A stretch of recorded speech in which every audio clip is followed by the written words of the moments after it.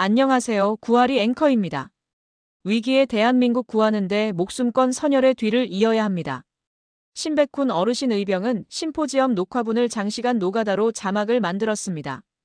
왜냐하면 애국민 필수 교양 최고의 내용입니다. 발제 자료는 동영상 설명란에서 다운로드 받을 수 있게 됩니다. 하나님이 우리 한국민을 시험하고 있습니다. 남미 빈국에 공짜 바라는 국민, 스위스의 국민혈세 지원을 국민 투표로 거부하는 성숙한 선진국민의식 선택은 국민 책임져야 합니다. 꼭 여러 번 듣고 이해하여 지인들에게 알려주시기 바랍니다. 대안이라는 주제를 가지고 심포지움을 시작하겠습니다. 이번 심포지움은 사회정의를 바라는 전국 교수모임, 자유시장연구원, 한반도위원회가 공동으로 주최를 하게 됐습니다. 먼저 국민의례가 있겠습니다. 단상을 향해서 모두 일어나 주시기 바랍니다. 2025년 시국 심포지엄 위기의 대한민국 진단과 대안은 제1부 위기의 대한민국 주제 발표가 있습니다. 주제 발표는 국민 주권과 선거 민주주의 위기를 조성한 경기대 교수님께서 발제를 하시고요. 두 번째, 입헌주의와 법치주의의 위기를 이인호 중앙대 교수님께서 발제하시겠습니다. 세 번째, 포퓰리즘과 경제위기라는 주제로 오정근 고려대 교수님이시고 자유시장연구원 원장님이 발표하시겠습니다. 네 번째, 신냉전의 도전과 대외 전략 위기라는 주제로 박성현 한반도위원회 고문님께서 발표하시겠습니다. 제2부 대한민국을 다시 위대하게라는 라운드 테이블 토론이 테이블 토론은 성격상 라운드에서 세 분의 학생들이 토론을 하시고 또 플로어에서 토론을 하시는 그런 방식으로 진행이 됩니다. 1부 위기의 대한민국 주제 발표는 유튜브로 방송이 되시고요. 2부 라운드 토론은 자유롭게 토론을 하시기 때문에 방송은 참여해 주시기 부탁드리겠습니다. 네, 그러면 이어서 내빈 소개가 있겠습니다. 내빈 소개는 지금 많은 분들이 와 계신데 시간 관계상 모든 분들을 다 소개해드리지 못한 점 양해 부탁드리겠습니다. 우선 장유유서고 원로분들부터 먼저 소개해드리겠습니다. 이동복 전 남북대화 대한민국 대표이시자 전 국회의원이신 이동복 의원이 참가하였습니다. 이재춘 전 러시아 대사님 참석하셨습니다. 전 대수장 대표이시고 현 참의원 이사장님이신 이석복 장군님께서 참석하셨습니다. 전 통일부 장관이시고 북한인권단체 협의회장을 맡고 계시는 김서구 차관님 오셨습니다. 그리고 호남 자유포럼을 이끌고 계시는 장정친 대표님 오셨습니다. 이어서 워낙에 이제 많은 분들이 오셨는데 우선 많은 분들은 소개를 해드리기는 좀 어렵고요. 대표하신 단체를 빛내기 위해서 오신 분들 소개를 중심으로 해드리겠습니다. 이 소개는 가나다 순으로 하겠습니다. 네. 헌변 전 회장님이시고 자유수호포럼 상임대표이신 구상진 변호사님 와 계십니다. 그리고 한변 대표이신 이재원 대표님 오셨습니다. 자유수호포럼 공동대표이신 정병용 박사님 오셨습니다. 전 보건복지부 장관이시고 자유시장연구원이시는 최강 전 장관이 오셨습니다. 정경호 중앙집행위원회 위원님 일동 오셔서 전부 다 일어나 주셨습니다. 정경호 중앙집행위원회 자유시장연구원에서 오셨습니다. 자, 자유시장연구원 회원님들 전부 다 일어나서 앉아 주시기 바랍니다. 네. 한반도위원회에서 오셨습니다. 한반도위원회 위원님들 나오시고요. 네. 그 외에도 많은 분들이 참석해 주셨는데 시간 관계상 생략하도록 하겠습니다. 먼저 사진 촬영부터 하고 본 세미나에 들어가도록 하겠습니다. 네. 전부 다 이렇게 앞으로 3단으로 찍겠습니다. 하나, 둘, 셋. 자, 비장한 표정으로, 비장한 표정으로, 위기의 대한민국 비장한 표정으로 준비. 하나, 둘, 셋. 빨리 나가세요. 좀 안쪽 이렇게 자, 이렇게 넣어주세요. 우리 백모 박성현 선생님도 왔습니다. 자, 비장한 표정. 하나, 둘, 셋. 비장한 표정. 하나, 둘, 셋. 결기에 찬 표정. 하나, 둘, 셋. 나라를 구하겠다는 결기. 하나, 둘, 셋. 하나, 둘, 셋. 초점을 이렇게 한 번만 봐주세요. 하나, 둘, 셋. 합니다. 부터 2025년 시국 심포지움을 시작하도록 하겠습니다. 미디어의 대한민국 진단과 대안입니다. 좌장은 서기태 연세대학교 교수님이시고 정경호 공동대표이자 사무총장을 맡고 계시는 서기태 교수님께서 맡으시겠습니다. 저는 이상으로 사회를 마치고 내려가도록 하겠습니다. 박은숙입니다.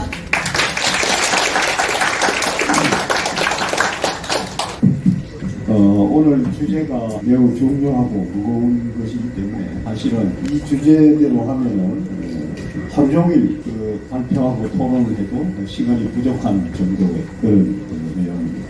그러나 우리가 이제 이것을 가능하면 축약해서 발표하시고 그 다음에 토론하시고 하는 그런 계획으로 있겠습니다.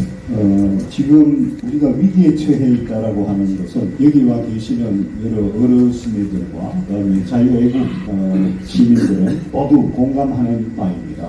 물론 그 중에는 지금은 위기가 아니다라고 생각하는 사람도 있을 수 있습니다. 그러나 우리가 이 위기에 대해서 구체적인 학술적인 진단을 해보면 그것을 더 실감하게 될 거라고 생각합니다. 그렇게 진단을 하고 그 다음에 가장 효율적이고 건전하고 그리고 미래지향적인 대안을 한번 모색해 보려고 하는 것이 오늘 심포지움의 목적입니다. 이렇게 날씨가 순조롭지 못한데 이렇게 많이 참석해 주셔서 감사합니다. 빠른 속도로 언론에 들어가고자 합니다. 주제 발표는 4가지인데 각 주제당 15분씩 발표하시기로 지금 약속하고 있습니다. 그래서 15분씩 지켜주시기 바라고 주제 발표가 끝나고 난 뒤에 10분 정도 휴식 시간을 갖고 난 뒤에 자리 정리를 새로 해서 토론으로 들어가고자 합니다. 첫 번째 주제는 아까 사회자께서 말씀하신 바와 같이 경기대학교 정치대학원장을 역임하신 조성한 박사께서 국민주권과 선거민주주의 위기라는 그 제목으로 발표를 해주시겠습니다. 지금 시간은 2시 33분입니다. 이거에다가 15분을 더해서 1분이 지났네요. 49분까지 해주시기 바랍니다. 제가 이걸 들 때는 그건 경고의 의미를 가지니까 잘 봐주시기 바랍니다. 2시 34분 시작하겠습니다. 네, 소개받은 조성환입니다. 한 번도 경험하지 않는 세상을 겪고 이제는 경험하지 말아야 될 세상까지 왔습니다. 지금 주권 문제, 부정선거 의혹 문제입니다. 이걸 여러 가지 우리가 목도한 비정상 조지와 비정상 투표 현장과 개표 현장 다 봤는데 더 근원적으로 지금 우리가 대하고 있는 투표 시스템과 그 다음에 제도가 어떤 악마의 디테일을 가지고 있길래 어떤 회색지대에 있길래 이런 상황이 있고 지구상 어느 나라에도 주권자 국민이 거의 유권자의 35에서 40%가 믿을 수가 없다. 내가 유령인지 인간으로 투표를 했는지 주권자인지 상태고 그 핵심 문제가 사전투표제는 마땅히 폐지되어야 된다는 거예요. 사실 과반수를 넘는 상태입니다. 근데 그렇게 믿는 사람들은 지금 대한민국에서는 불가촉 천민이거나 이른바 음모론자나 유령이 되어 있는 상태입니다. 그래서 제가 빨리 문제를 좀 정리를 하고 아마 다른 데서 정리가 안 되는 근본적인 문제. 저는 원래 선거 전문가가 아닌데 대한민국 제1급의 선거 전문가가 설계를 하던 국회의원이 설계한 텐데 내가 지금 보지 않아서 그런데 서강대 모 교수가 국회 입법 사무처에 있었습니다. 그리고 그때 이명박 대통령 시대 했고 박근혜 대통령 때 사전투표제가 전자투표가 시작이 됐습니다. 그러니까 실시가 되고 사고가 났다고 추정이 되고 근데 이거 더 거슬러 올라가서 2002년도에 공직선거 및 부정방지법이 공직선거법으로 바뀌어서 대한민국에서 몇십 년 동안 관례대로 3.15 이후에 엄격하게 전개되어 왔던 투개표가 정발이 됐습니다. 지금은 전자개표인지 투표지 분류인지 개표와 분류가 동일한 의미인데도 불구하고 대한민국 국회의원이나 선관위나 법관들은 그것이 다른 걸로 착각하는 그런 상황입니다. 여기 오늘 대한민국이 수개표를 하고 있다고 하시는 분들 별로 없을 것 같은데 한번 손들어 보십시오. 존재하지 않습니다. 근데 시중에 많은 사람들은 다 대한민국은 집합개표소에서 사람들이 열심히 표를 수정렬하는 것을 수정돈에서 100개씩 묻는 작업을 개표로 착각하면서 기계를 채서 개수를 하는 걸로 생각을 하고 있고 그래서 또 마지막에 랜덤으로 검표를 하는 걸로 알고 있는데 다 거짓말이고 사기고 회색 지대에 있습니다. 자, 빠져 시작하겠습니다. 선거 불신, 부정선거 의혹 이거는 단순히 많은 여야를 방문하고 선거가 민주주의 꽃이라고 그러는데 좋은 꽃은 살리고 나쁜 꽃은 떼내는 꽃이 아닙니다.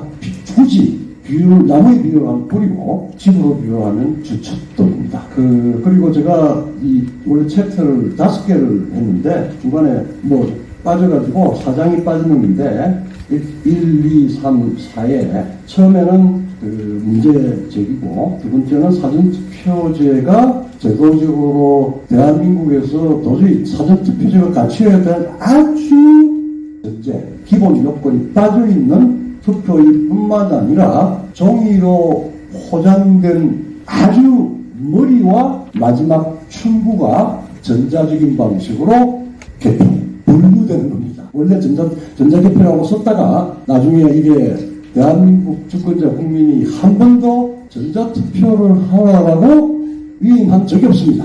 국회의원도 제기 안 했고 국민도 제기 안 했고 근데 사실상 전자적인 문제입니다. 그리고 디지털 시대에 들어오면서 가장 문제가 생긴 투표 문제가 생긴 건 우리만 생긴 게 아니라 미국이 생겼고 지금 미국이 그걸 개정하려고 있고 브라질 그 다음에 제3세계 많은 국가들 그 다음에 우리가 도입한 전자개표기에 의해서 콩고, 이라크, 루마니아 그 다음에 키르기스탄 등등등 해서 많은 유혈 사고를 냈습니다. 그래도 지금 우리 정경호에서 사전투표제 위헌 소송을 내서 본안 채택이 되었습니다.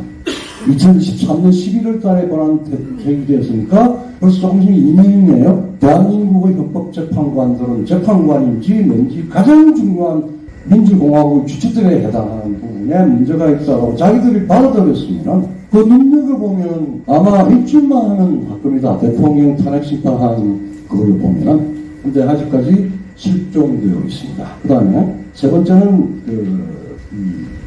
언론의 세 번째는 대한민국은 62년 동안 문헌상으로 치면 규정의 문헌으로 치면 대한민국은 위헌 선거를 하고 있습니다. 대한민국의 헌법은 기본적으로 특히 상권법익 중에서 사법은 어떤 이유에든지 간에 독립이 되어 있어야 됩니다. 근데 3.15 선거 부정 4.19의 경험 때문에 60작년 정부에서 선거관리위원회, 중앙선거관리위원회를 헌법기관을 만들려는 논의를 하다가 오역이 나고 63년도 제3공화국 헌법에서 선거관리위원회가 행정기능을 함에도 불구하고 헌법기관으로 성격이 되고 아주 확고한 아마 대한민국에서 대통령이 어떤 권력보다 높은 초헌법적 권한을 가지고 있는 기관이 됐을 겁니다. 거기다 플러스 대한민국 선거관리위원장은 어떻게 뽑느냐? 위원 중에서 호선난자라고 되어 있습니다. 근데 관례로 판사가 중앙선거관리위원장은 대법관이 각급 선거 지금 우리가 면동까지 가 있습니다. 선거관리위원장은 전부 판사가 맡기고 있습니다. 제가 연루, 결착, 결합이 되어 있습니다. 대한민국은 오늘 이 자리부터 현대국가가 아니다라고 저는 해도 됩니다. 그러니까 지금 신 대통령이 그전에 있었던 범죄를 판사들이 앞을 다투어 유예를 시키는, 판결을 유예를 시키는 그런 지경에 왔습니다. 경험하지 말아야 될 상황인데, 이 원인이 저 정치학자로서는 이 선거의 회색화 때문에 있다고 봅니다. 자, 그 주축들이고, 제가 한 2페이지 하면은, 두 번째로 대한민국의 선거는 주축들이라고 하면, 그 본질은 기본적으로 불신이 1%라도 존재해서는 안 됩니다. 과반수가 존재하는 나라입니다. 유리의 나라인지, 불가촉 신분제가 우리 헌법이 금지하고 있는 기득권과 유령 혹은 음모론자의 말씀꾸러기만 존재하는 특이한 나라가 최소한 2020년, 지금부터 5년 전부터 그 문제가 제기가 돼서 한치의 개선도 없이 나가고 있습니다. 그리고 선거 정의는 선거관리위원회, 행정기능을 하는 선거관리위원회와 그 다음에 사법기능을 하는 재판부가 결착이 되어 있어서 어떤 문제도 삼척동자도 혹은 초등학교 우리 가면 알 수 있는 아주 불변의 보편적인 진리까지도 판결의 문헌에 의해서 잘못된 것이 그냥 그게 되고 있고, 선거관리위원회의 그냥 판단이 성의 진리 표준이 되는, 어떻게 보면 오해보다 더한 상황입니다.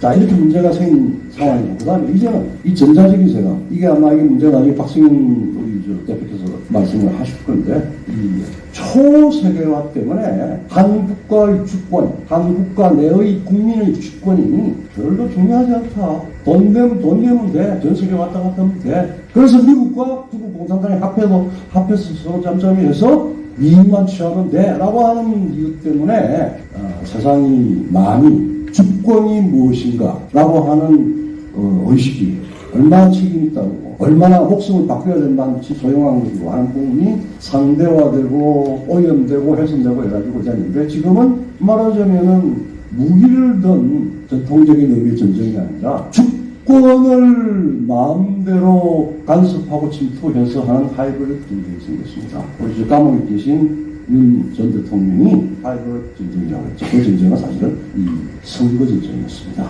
그게 가장 문제입니다.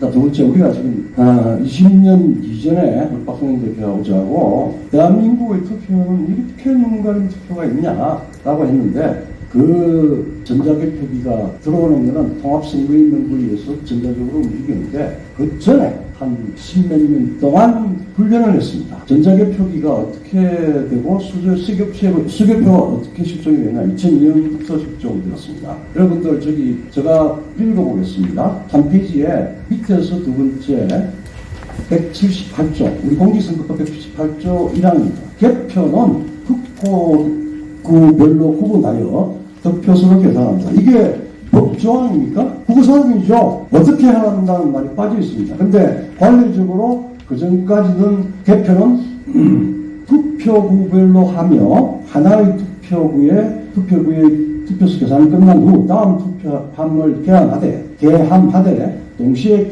개표 숫자를 세는 투표함은 4개 이내로 한다. 굉장히 제한적이고 찬찬하게 투표를 하도록 되어 있습니다. 그리고 수개표, 손으로 투표를 한다 방법을 법에서 안 하더라도 시행령에서 얼마든지 이보가 있기 때문에, 그리고 관례가 되기 때문에 목적으로 사람의 눈으로 서로 다른 생각을 가진 사람들이 서로 경계를 하면서 검토를 해가면서 수개표를 하는 걸 가지고 왔습니다.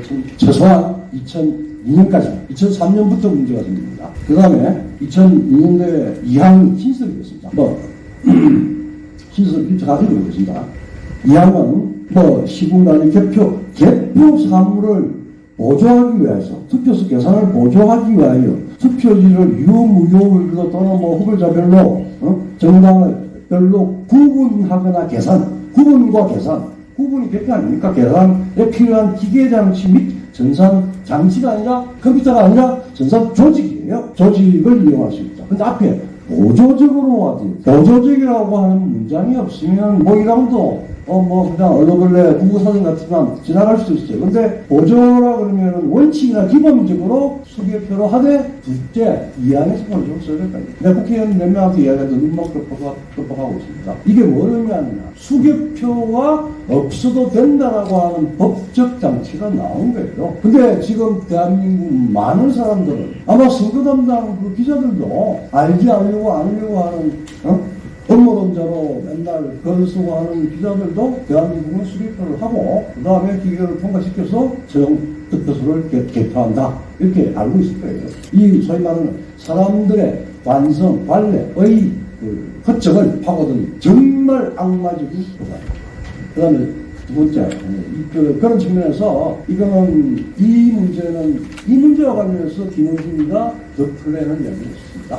그 다음에 이재명 씨도 그 당시에 수개표를 했습니다. 송영기 씨도 그랬습니다. 그 이유가 수개표가 실정됐기 때문에 어느 누구도 승자는 기뻐하지만 패자는 선거를 인정할 수 없게 된 게 바로 이 조항들은 그렇습니다. 두 번째는 사전투표제. 사전투표제, 우리 말하자면 신체의 수치도 안 재고 가방도 안 하고 옷 맞추고 맞추는 분들이 지금 입고 다닙니다. 밖에서 걸뱅이 옷인지 아니면 뭐 어디 프라다를 입은 건지 물었는데 두 가지 근본적인 문제가 있습니다. 모든 지구상의 국가들은 크기나 뭐 인구나 혹은 정치체제, 국가체제, 국가의 객관적인 형상에 따라서 제국형 연방국가가 있고 종합 스위스 연방을 하죠. 그 다음에 중앙집권국가가 있고 그 다음에 정치체제적으로 보면은 의원내각제를 하는 나라도 있고 대통령제를 하는 나라도 있고 다 달라요. 대통령제를 하는 거는 의원내각제하고는 달라서 국민의 주권이 이원적으로 위임되기 때문에 오히려 시간차가 있다라고 하는 것은 그 사이에 선거운동의 불평등이라고 하는 평등의 원칙, 평등선거의 원칙이 어긋날 뿐만 아니라 자칫하면은 국군 통수권을 맡고 있는 국가원수를 되게 겸하고 있기 때문에 스캔들이 생겨서 소위 국민들이 도저히 납득할 수 없는 스캔들을 만들어서 거짓 가짜뉴스가 나왔든지 아니면 진짜 스캔들을 시키든지 그러면은 이미 행사한 사전투표는 무슨 의미가 있어요? 그 다음에 그것도 전쟁하면 어떡할 겁니까? 테러하면 어떡할 겁니까? 자, 그래서 국가의 운영 전체를 바꿀 수 있는 부분이고 대통령제 중앙집권 단일제 국가에서는 사전투표를 실시하는 나라들은 몇몇 개별적으로는 없습니다. 중앙집권국가에서 하고 있는 데는 스웨덴하고 일본인데 일본도 의원내각제이기 때문에 지방 단위로 약간의 문제가 생기던 문제는 없어요. 스웨덴은 1934년에 했습니다. 워낙 인구가 넓은 국토의 인구가 적어가지고 멀리 국회투표 때문에 그렇게 되고 그래서 대한민국은 안 맞는 제도적인 말하면 적정성이 없는 이익이 있는 악마적 자위를 하기 위한 악마의 컨벤션 창합물이었다. 두 번째로 그럼에도 불구하고 원칙과 옳은 투표를 하면 되는데 전자투표입니다. 이거는 언제 어디서나 대한민국의 투표의 편의성을 제고해서 투표를 높이고 참여 민주주의를 제고한다는 그럴싸한 목적이 바로 도구화가 돼가지고 다른 디테일은 다 무시해도 좋고 언제 어디서나 불쑥 나타나서 지금 3,600개 요번 대선은 600개의 동기에 붙는 투표소에 있으면 그건 테러도가 나오고 사보타지도 세력 1,000명 정도 1,500명 정도 하루 종일 할 수 있는 선거구 몇 군데 가서 5시에 가가지고 집합해가지고 서수소 알아해가지고 한 6군데 나 투표 못했다 하고 땡깡 부리면 그 투표 무효는 되죠. 그 다음에 또 다른 요소가 있고, 요번에 그 이재명 후보가 대학생한테 잡혔잖아요. 그 후보자는 많은 사람들이 몰리니까 사전투표지를 받아가지고 밖에 나가서 밥 먹고 왔어요. 그게 납득이 될 수 있는 일입니까? 그 다음에 선거관리위원회와 그래서 지금은 선관위가 성역이 되고 해킹에 무방비 되고 한 번도 전자개표기든 통합선거인명부든 통합선거인명부를 만든 행안부 장관은 가습도 못해요. 그렇게 5%만 봐도 해킹이 가능하고 훔칠 수도 있고 없앨 수도 있고 투표 실제 하는 주권자를 죽였다 살렸다 해도 아무런 방비가 안 되는 그리고 우리 대선 시간 전에 SK 민감기에 있지만 2,500만 개의 유심이 틀려가도 지금까지 아무런 문제가 안 되는 상황입니다. 조조회보도 더 하죠. 그 다음에 5번째 이 모든 요소 중에 가장 큰 것 중에 하나가 선거관리위원회하고 사법부 즉 현대국가에서 몬테스키에 이후에 모든 국가가 대통령제를 택하든 의원제를 택하든 사법부는 정면 독립적으로 구현되어야 됩니다. 판사가 법률에 따라 충성이 되는데 판사가 정치적으로 한다고 해서 사람에 붙어가지고 충성할 수도 있죠. 그렇지만 법률에 대한 충성을 넘어서 인간에 대한 충성을 하면은 그건 판사가 아니라 옛날에 왕정 시기의 서기에 불과하고 그냥 중인기급도 못 받아야 될 사람들이 와서 선관위의 부역자, 변호사, 혹은 공범죄가 될 수 있는 융화와 결착의 구조를 가지고 있다. 이거 대한민국에 알만한 제도권 엘리트나 우리 지금 열심히 밖에서 애국운동을 하는 사람들도 이렇게 우리가 이 주축들이 과감함으로 잘 돼 있어 영주수사까지 갈 거라고 생각하는데 아닙니다. 그 안에 쑥 비었는지 없어 그냥 가라로 하나 해놓고 지금 빼 나갔는지 자칫 바람만 불면 전체가 나무너질 수 있는 상황에 대한민국이 처해 있다. 우리가 5군데가 6군데가 한 재검표에서 도저히 이성과 감성을 가진 이성과 그다음 감성적인 판단을 가진 사람으로서는 인정할 수 없는 이 동물적인 차원의 지성, 감각의 세계에 빠져들었다. 이제 마지막 희망의 공부와 극복이 빠릅니다. 이거 지금 대한민국이 유지형이 가득합니다. 내가 누구인가, 내가 왜 이래야 되냐, 이것만 고치면 다른 거 다 저는 도저히 우리가 용납할 수 없는 인간들이 출연해서 권력을 가지고 사익을 취할 뿐만 아니라 범죄까지 덮으려고 하는 이런 희한한 야만의 세계에 벗어날 수 있을 텐데 그것만 벗어나면 금방 대한민국 다시 세계 문명 핵심 국가로 가고 완전한 민주주의로 번영을 부과할 수 있고 애도 푹푹 나올 거고 좋은 미래가 볼 수 있습니다. 그리고 젊은 청년들이 난 주권이 내가 권리를 보장을 받고 없고 Stop the Steal이라고 하는 구호가 나왔습니다. 물론 미국과 관계있지만 이제는 밖에서부터 들어오는 전자선거의 사기 미국 등등해서 다 그것과 관련해서 언젠가는 정상적이고 진실되고 무게라고 공명한 선거가 올 거고 이거를 안 하더라도 진영을 쓰면은 지금 이 상태에서도 찾아갈 수 있는 소지는 여러 군데가 있습니다. 근데 그 진영을 발휘하지 못하고 있는 게 지금 대한민국의 상황입니다. 우리 젊은 미래 세대들한테 무한한 사과와 그리고 자괴감을 느낍니다. 감사합니다.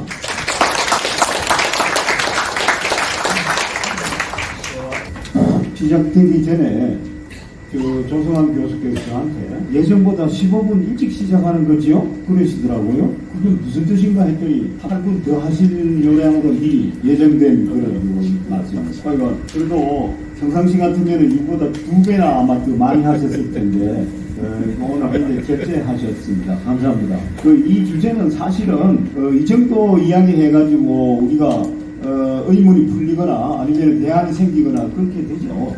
이게 사실 전부죠. 이거만 제대로 됐다면 선거만 우리 지금 이렇게 다들하고 전문감을 갖고 그러진 않았을 겁니다. 그건 정말 우리 모두가 공감하는 바입니다. 쉬운 말로 말해서 분석이 덜 되고 그 다음에 대안을 다 갖고 있어요. 근데 이게 하고 싶은 말 다 못하니까 원한이 풀려지지 않아요. 그 사실입니다. 자, 이제 두 번째 주제로 넘어가겠습니다. 두 번째 주제는 입헌주의와 법치주의의 위기입니다. 여러분 아시다시피 우리나라에 법학자라고 말할 수 있는 사람이 기천명 됩니다. 그런데 우리 대한민국 헌법질서 그리고 일반 법률 질서가 무너져 가고 있을 때 이게 잘못되었다. 우리가 자유민주주의와 헌정 질서를 지키기 위해서 뭔가 주장하고 나서야 된다라고 이야기를 하는 사람은 정말 극소수입니다. 지금 이 자리에 나와 있는 그 법학자를 제가 소개를 드릴 수 있을 만큼 극소수다. 이런 말씀입니다. 우리 발표를 하신 이인호 교수님, 그리고 아까 소개받으신 구상진 변호사님, 이재원 변호사님, 그리고 저도 그 중에 하나 포함됩니다. 이 정도로 법학자 중에서 우리나라 헌정 질서가 무너져 가고 있고 현재의 이 국정 상황은 이것은 대한민국 헌법의 정면으로 위배되는 것이다라고 주장하고 그 다음에 거의 죽을 각오하는 이런 그야말로 학자다운 법학자가 그다지 많지 않다고 하는 게 아주 슬프고 불행한 상황입니다. 그럼에도 불구하고 이인호 교수님은 그야말로 시종일관 예컨대 입법부가 입법 독재를 하는 것, 국회가 다수의 이름으로 입법 독재하는 것을 정면으로 헌법학적으로 비판하시고, 그리고 지난번 개헌 사태와 대통령에 대한 불법 탄핵 문제에 대해서 용기 있게 문제를 지적해 오셨고 해서 그야말로 헌법학의 새로운 그 횃불로 이렇게 그 많은 사람들이 느끼게 되고 안도를 하게 되고 저런 학자가 계시니까 다행이다라고 하는 그런 평가를 하신 바 있습니다. 이인호 교수님께서 입헌주의와 법치주의의 위기에 대해서 말씀해 주시겠습니다. 역시 15분이기는 한데 여유 갖고 좀 말씀해 주시기 바랍니다. 여러분 박수로 맞아주십시오.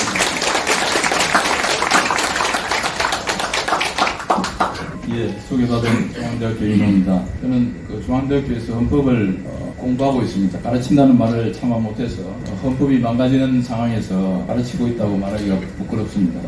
저는 사회자님께서도 충분히 말씀하셨지만 대한민국의 지금 입헌주의의 위기고 또 법치의 위기다 이런 주제를 제가 갖고 쓰고 싶었습니다.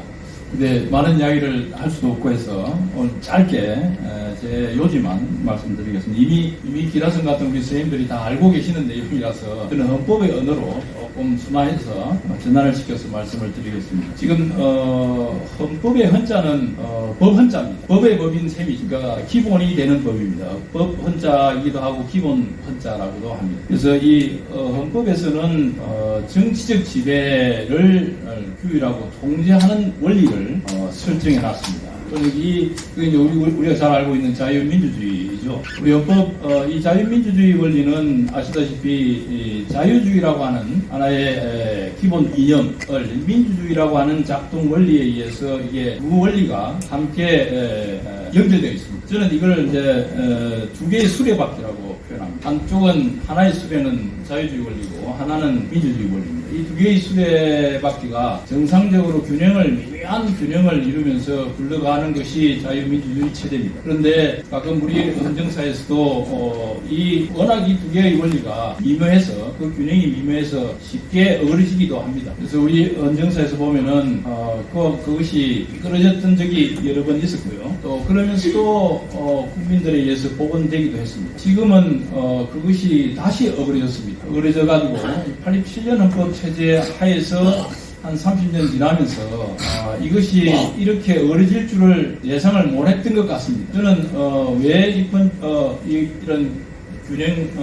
균형이 어지기 시작했는가 하는 것을 여러 관점에서 또 원인을 분석해 볼 수 있겠습니다만은 저는 헌법하는 사람 입장에서는 87년 헌법 체제 안에 이미 그 결함이 내재되어 있었다라고 보여집니다. 또 우리가 이해하는 헌법에 대한 오해도 꽤 있습니다. 우리가 이제 권력 분립 이러면은 권력 분립의 원리, 세 개의 입법 권력, 그 다음에 행정 권력, 그 다음에 사법 권력 이렇게 세 개의 권력을 항상 상정하게 되는데 이 세 개의 권력 균형이 그래도 지난 30년 동안에는 어느 정도는 균형을 유지해 왔더랬다고 봅니다. 그런데 이번 탄핵 이전부터 저는 1년 전부터라고 봅니다. 그러니까 22대 국회가 그대 야당에 의해서 의회가 장악되는 과정에서 그대 야당이 자신들이 가진 입법 권력을 대통령 또 한축의 민주적 정당성을 가진 대통령을 공격하기 시작했습니다. 그런데 그 공격은 제가 보기에도 아주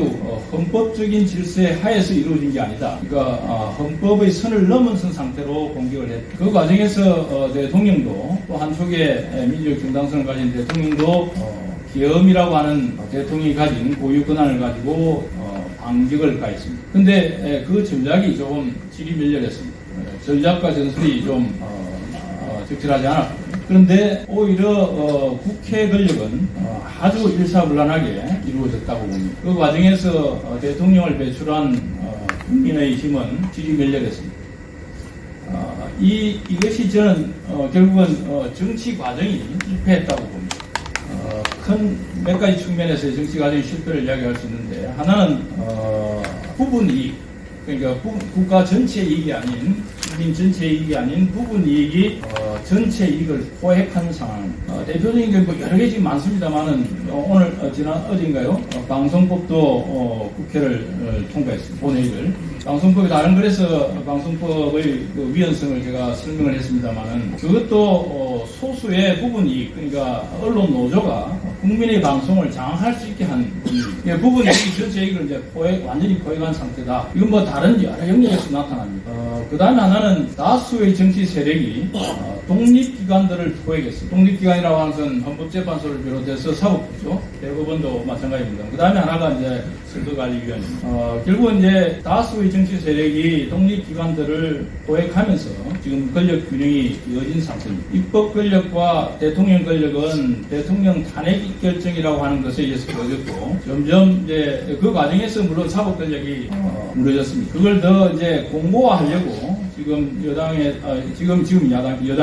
여당에서는 대법원을 거의 뭐 무력화시키는 수준으로 법을 만들어내려고 하고 있습니다. 이미 발표는 했습니다만은 법안은 나와 있는데 거기에서 그에 대해서도 저도 이제 많은 비판을 하고 있습니다만은 어쨌든 지금 현재의 상황은 결국은 다수의 정치 세력이 독립기관들을 포획하고 그 다음에 부분 이익이 전체 이익을 포획한 상태입니다. 그 과정에서 당연히 국회 내에 다수의 세력은 소수의 보호를 전혀 고려하지 않습니다. 무자비하죠. 아주 천변피합니다. 이거는 헌법이 예정했던 원리와 전혀 맞지 않습니다. 그런데 문제는 이 사람들이 헌법의 원리나 헌법의 이성을 생각 안 한다는 겁니다.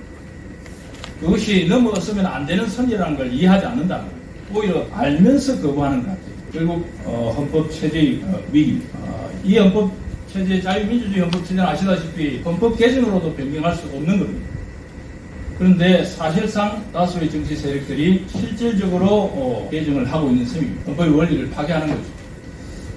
이걸 어떻게 할 거냐, 왜 이렇게 됐냐라는 것이 이제 저희들이 고민인데, 저는 제 헌법 공부하면서 느끼는 것은 결국 우리 헌법 안에 뭔가 권력 분립에 대한 오해가 있었다라고 봅니다. 대표적인 게 하나가 우리가 이제 87년 헌법에서 헌법재판소라고 하는 아주 좀 뭐라 할까요, 기존의 최고법원이 대법원과 다른 헌법을 해석하는 헌법 사법부를 별도로 만들면서 그 구성을 아시다시피 333 나눴습니다. 대통령이 3명, 그 다음에 국회가 3명, 그 다음에 대법원장이 3명 지명해서 그렇게 9명으로 구성했고요. 그런 선관위도 마찬가지였습니다. 그래서 이렇게 333 나눠먹기 식의 조직 구성을 87년 체제에 도입했습니다. 근데 이것이 많은 사람들이 그동안 어떻게 이야기하냐면은 이게 권력 분립의 한 모습 아니냐. 입법권, 행정권이, 사법권이 서로 각자 권한을 나눠서 인사권을 행사하는 거니까 이게 권력 분립의 원리다. 그 표현이다라고 이렇게 얘기했는데 저는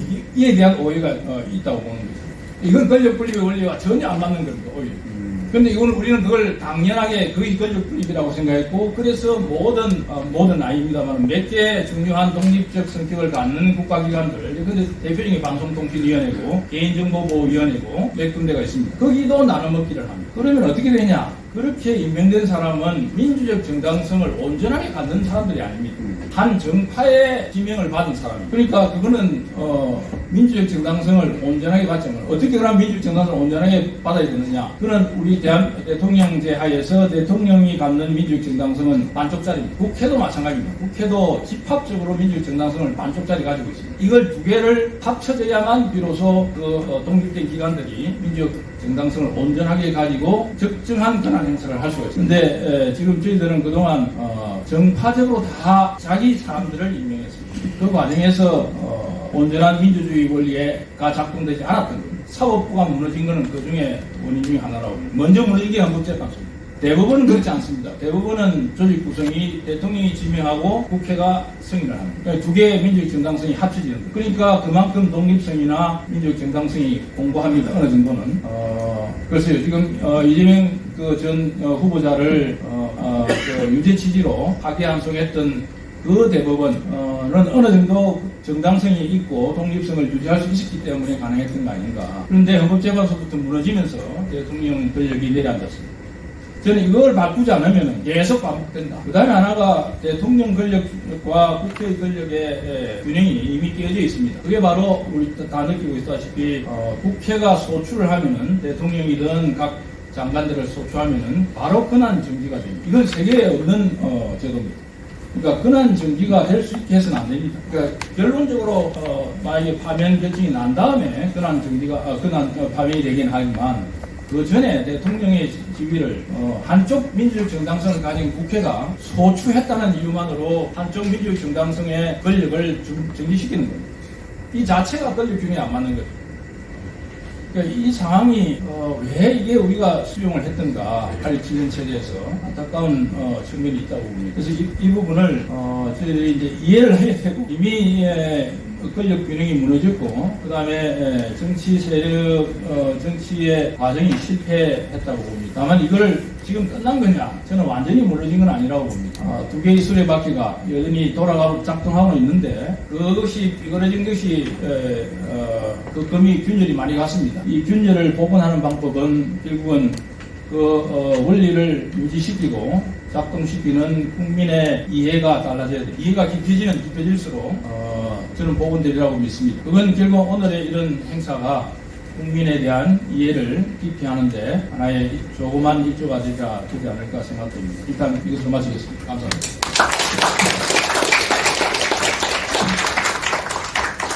네, 오정관입니다. 저는 이제 한국은행 근무하다가 고려대학교 경제학과에서 아이들을 가르치다가 마지막으로 이제 건국대학교 특임 교수를 3년하고 지금은 이제 자유시장연구원이라는 걸 운영하고 있습니다. 파퓰리즘과 경제위기라고 그래서 하는데 앞서 두 분이 아주 훌륭한 정치와 법률에 대해서 말씀하셨습니다. 지금은 뭐 어떻게 보면 경제보다는 정치의 시대다, 법률의 시대 같은데 그러나 경제도 굉장히 심각합니다. 그거 제가 간단히 말씀을 올립니다. 근데 파퓰리즘이라는 게 뭐냐 하면은 대중 인기에 영합하는 선동적 정치운동을 간단히 파퓰리즘이라고 합니다. 지금 한국은 뭐 파퓰리즘이 굉장히 문재인 정부 때부터 지위를 달리고 있는 그런 상황입니다. 국가를 올바르게 리드하기보다는 대중들이 인기에 영합해서 대중들이 인기를 그대로 해서 정치운동을 하는 걸 이제 파퓰리즘이라고 하는데 아까 우리 박 교수님 말씀하신 것처럼 국민 개개인들의 이익과 국가 전체 이익이 약간 서로 맞지 않을 때가 있습니다. 개개인들의 이익이 예를 들면 이번에 제가 휴가 때 시골에 갔더니 시골에 많은 친구들이 야 이거 이렇게 돈 줘도 되느냐 이 얘기입니다. 시골 지금 우리가 이번에 지역 화폐가 약 3조 원 정도 나갔는데 적게는 이제 100만 원 정도 4인 가족일 경우에 그다음에 많게는 220만 원까지 나가는데 내가 시골에 있는 분들은 이제 220만 원을 받는 것 같아요. 그래서 야 굉장히 큰 돈인데 이거 괜찮은 거야? 내가 그렇게 물어봅니다. 그렇게 생각하면서도 일단 주니까 좋은 거예요. 이게 이제 뭐냐면 개인이 국가 전체 이익이 맞지 않는데 이런 경우의 문제는 더 큰 문제는 돈을 준다고 하는 쪽에 표가 나온다. 돈을 이게 주면 안 된다. 라고 얘기하는 사람은 설명 자체도 어렵고 왜 안 되냐? 재정이 위험하다니까 재정이 뭐야 도대체 이렇게 됩니다. 그러니까 이게 항상 보면은 자유우파 정당들은 인기가 없고 좌파 정당들은 인기가 많은 게 그거죠. 옛날에 제가 역사를 보니까 마오쩌둥이 전쟁 중에도 항상 등사기를 들고 다니면서 선전 삐라를 만들어서 뿌렸다고 그래요. 그게 결국 그래서 이제 공산당이 이긴 거죠. 그만큼 좌파 정당들은 예나 지금이나 선전선동을 굉장히 중요시하는 이것이 바로 파퓰리즘입니다. 이 파퓰리즘은 이제 개인의 이익과 국가 전체의 이익이 다르기 때문에 결국 국가가 파멸로 가는데 제가 몇 가지 예를 들어놨습니다. 아르헨티나 같은 경우에 옛날에 아르헨티나가 세계에서 5번째로 부유한 국가였죠. 그런데 그때 이제 유명한 후안 페론이라고 하는 대통령이 등장했는데 후안 페론의 와이프가 에바 페론이에요. 이 에바 페론이 젊은 가수인데 약 한 30대밖에 안 됐는데 엄청나게 그말로 돈을 많이 부렸죠. 비민들에게 무상무료, 무상제공 등등 다 하다가 그걸 하다가 이제 결국은 아르헨티나가 멸망했는데 완전히 붕괴됐는데 그런데 문제는 에바 페론이 그렇게 한 것에 대한 국민들의 향수가 지금도 남아있어요. 심지어는 런던에서 그 뮤지컬을 상영했는데 에바 페론을 동경하는 사람들이 많아서 몇 년간 상영을 했습니다. 이만큼 파퓰리즘의 폐해가 엄청나게 무서운 거예요. 지금도 아르헨티나는 페로니즘 때문에 그 후에 계속 다시 성장하지 못하고 있는 상황입니다. 지금도 심지어는 그런 에바 페론에 대한 노래도 있고 많이 있죠. 예. 그 다음에 이제 그리스 같은 경우에 최근 얘기죠. 2011년도에 유럽 재정위기 때 표본이 된 게 그리스죠. 근데 그리스는 그때 벌써 우리보다 앞서서 이미 1인당 소득이 3만 달러를 넘었었는데 가장 유명한 얘기가 뭐냐면 그 파파안드레고라는 수상의 정책 운영 기침이 뭐냐. 국민들이 원하는 건 뭐든지 다 해주라는 얘기예요. 국민들이 원하는 걸 다 해주다 보니까 국가를 운영하는 게 아니고 국민이 원하는 걸 다 해주다 보니까 정부는 계속 연장이 됐는데 결국은 재정이 파탄나서 2011년에 재정위기가 왔습니다. 재정위기가 오자 그걸 극복하기 위해서 지금 뭐 그리스의 항구라든지 유명한 문화 유적까지 다 팔아서 그걸 갚아야 되는 상황에 봉착했는데 지금 그래서 그리스 항구들은 많은 경우에 중국이 지금 가지고 있습니다. 그때 중국이 싸게 사들였죠. 그런 것이 이제 그때 이제 그리스뿐이 아니고 그리스, 이태리, 스페인 뭐 등등의 위기에 남미 위기인데 지금 우리나라가 제일로 위험한 것이 이 위기의 시기가 1인당 소득이 3만에서 4만 달러 그 사이입니다. 그때 2011년도 기준으로 하면 약 2만에서 3만 달러인데 지금은 올라가서 3만에서 4만 달러인데 그게 뭐냐면 그 정도면 굉장히 사회가 위험한 때예요. 요걸 넘어선 나라는 4만 달러 되는 나라가 어디냐면 영국이나 프랑스 뭐 독일 정도인데 그 정도 되면은 웬만한 사람 사회에서 불만이 있어도 건들리지가 않아요. 근데 지금 그 전에가 바로 그리스, 이태리, 스페인 같은 거예요. 굉장히 위험한. 우리가 지금 3만 달러 된 지가 11년 됐는데 4만 달러 올라가지 못하고 지금 여기서 우리가 흔들리고 있는 거죠. 여기서 흔들리면 그야말로 제가 보기에는 아마 남유럽이나 남미처럼 될 가능성이 크지 않을까 싶어요. 그래서 이 시기가 굉장히 아까 정치 법학적으로도 중요하지만 경제학적으로도 굉장히 중요한 때고 이 시기를 넘어서야 이제는 우리는 우리 자라나는 후손들에게 안전하고 번영된 사회를 물어줄 수 있는데 문제는 이 시기에 이제 파퓰리즘이 득세한다는 것이 지금 제일 큰 문제입니다. 그 다음에 이제 지금 요새 많이 얘기되고 있는 베네수엘라죠. 베네수엘라는 어느 정도 부유했냐면은 베네수엘라의 석유 매장량이 세계 넘버1이었어요. 사우디 아라비아보다 더 많이 갖고 있었기 때문에 굉장히 부유한 국가였는데 문제는 1999년에 마두로를 하는 사람, 마두로 전에 차베스를 하는 사람이 이제 집권했는데 차베스가 집권한 이후에 일단은 보통 좌파들이 하는 그 전략이 국유화를 하는 거예요. 그래서 이제 국유화하면서 석유 시추하는 미국 회사들 다 내쫓하다 보니까 석유와 시추가 제대로 안 돼요. 그게 이제 설비 같은 것도 마모가 되고 이래가지고 장비도 노후가 되고 잘 안 되고 그리고 이제 결국은 제일 먼저 한 게 뭐냐면 베네수엘라의 차베스가 제일 먼저 한 게 사법개혁이에요. 지금 한국도 사법개혁을 지금 굉장히 역점을 두고 있죠. 그래서 사법개혁을 해가지고 대법을 비롯한 사법부를 완전히 장악해 하게 되고 두 번째 한 게 언론개혁이 지금은 우리도 언론 뭐 개혁한다고 해서 언론개혁하면 지금 우리가 대충 언론개혁 내용이 지금은 방송사법이라고 하는데 결국은 방송을 정부가 다 지으려고 하는 거예요. 지금도 얼마 전까지 우리 KBS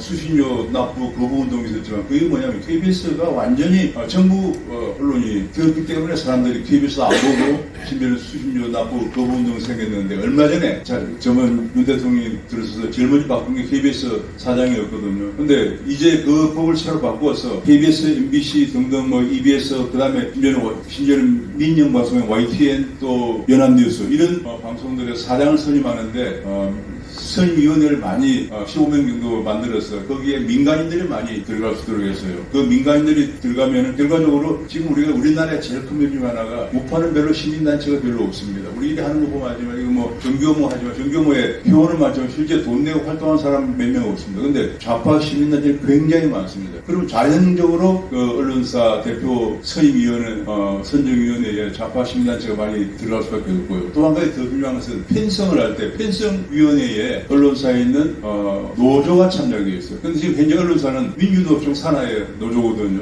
그러니까 민주노총 산하의 노조가 한마디로 편성을 좌지우지하다 보니까 언론이 이번에 방송산법위원회가 통과됐습니다. 통과돼서 이제 시행만 남았는데 시행이 되면은 우리나라 언론은 완전히 이제 볼 것도 없는 좌파 언론이 되는 거죠. 이것이 이제 꼭 옛날에 차베스가 했던 것과 똑같아요. 차베스 제일 먼저 한 것이 사법개혁, 두 번째 한 것이 언론개혁이었거든요. 그러니까 국민들은 다 그냥 이렇게 차베스가 엄청 잘하나 보다 이렇게 생각을 하게 되는 거죠. 그 다음에 이제 무상교육 뭐 이런 등등 합니다. 그러다 보니까 돈이 많이 풀리니까 재정에 이제 국채를 발행해도 베네수엘라 국채를 사줄 수 없다 보니까 사준 데가 없다 보니까 돈을 발행을 합니다. 돈을 발행해가지고 심지어는 베네수엘라 인플레가 얼마나 올라갔냐면 2018년도 제가 조사해 보니까 2018년 제일로 인플레이션이 높은 때였는데 65,000% 올라가. 그러면 한 달에 5,000% 올라가는 거예요. 한 달에 5,000% 물가가 올라가니까 월 초에 열심히 해가지고 월말에 월급받으면 물건을 살 데 없어요. 그래서 사람들이 살 수가 없는 거예요. 물가가 너무 올라가면 돈을 워낙 많이 찍어냈으니까. 제가 사진을 보니까 베네수엘라 그 돈이 너무 많이 찍어내서 거리에서 돈이 막